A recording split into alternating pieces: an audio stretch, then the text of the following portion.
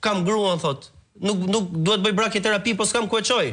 Sepse ka vajtur 5 muaj brakjeterapia. E kemi thënë këtu në emision që në momentin e parë që ka dalë jashtë funksionit sepse si kanë bërë mirëmbajtjen. E kupton? Nuk i kanë bërë mirëmbajtjen. Pajisjes. Ne në fakt nuk fusim kur telefonata në këtë pjesë të emisionit, megjithatë ishte një zonjë që donte patjetër me këmbgulje të rrëfente, nëse nuk gaboj, kalvarin e saj me onkologjikun. Alo. Përshëndetje Flavio, mirëmëngjes të dyve. Përshëndetje zonjë. Edhe Osmanit dhe ju. Unë që me Valbona, jam nga Korça. Unë e kam përjetuar atë të smerë, atë të ferë tek onkologjiku. Osmani besoj me një vetëm nga komunikimin që kemi pasur disa herë në WhatsApp. Sot unë kam përvjetorin e vdekjes së bashkëshortit tim, por më kujtohet kmeri që kam kaluar në atë spital dhe tani kam një rajet fort zemre. Flavio, e ditë çfarë ndodhte? Na telefononin e jani se po punojnë rrezet. Dhe ne qoheshim që në 4 të mëngjesit me bashkëshortin, më llogarisim kostot që dhe kur shkonim aty na thonin nuk punojnë. Dhe në këtë kohë ulzonin dhe sekserët e shtëpive, sepse kishte me muaj që nuk bënin rrezet, që duhet i bënin çdo ditë dhe i bënin një në 3 javë ose një në muaj. Dhe sekserët e shtëpive, referohet spitalit onkologjik, gëlonin dhe të gjithë ishim të detyruar të merrnim shtëpinë e qira, që mos largoheshim në qytetet tona. Kishte nga Bajramçuri, nga Saranda, nga Pogradeci, nga Piri, ishte smerë.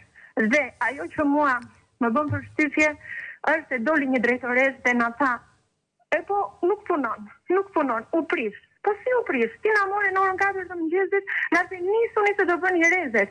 Ishte një torturë e tmerrshme. Mos flasësh për mos respektin e mjekëve. Ato koridoret me ata njerëz me fytyra të venitura nga kanceri që nuk ishte një stol ku të uleshin. Kur pas rrezeve, që duhet që fusin 20.000 lekëshin me frikë në xhep atyre që e bënin, se kishte frikë se vallë do punonin më.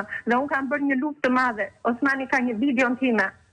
Unë kam bërë një luftë të madhe që kam funksionuar rrezet në atë spital dhe janë apo jo Osman. Dhe unë që më falni jam shumë emocionuar. Dhe kur kam shkuar në një dhomë pas rrezeve që bëri bashkëshorti im, ishte një zonjë që nuk jeton sot më, me një fëmijë të vogël e kishte 3 vjeç, me kancer në vezore dhe më tha, faleminderit ta se kam 3 muaj e shtruar, sot po bëj rreze nga që u bëre shkak tisa që unë e bëra të madhe. Unë bura kamerat, unë mbylla derën e spitalit, tash nuk do lejoj asnjëri ty, nuk e di çfarë ndodhi atë. Ata tallen aq keq me të smurët.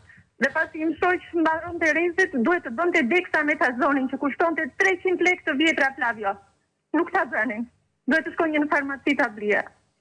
Unë nuk e di, unë atë spital kam parë smerë me ty. Dhe ndoshta nuk është profesionale, por ju them njerëzve që i kanë të smurët me këtë smundje. Mbajni afër, paluni dashuri.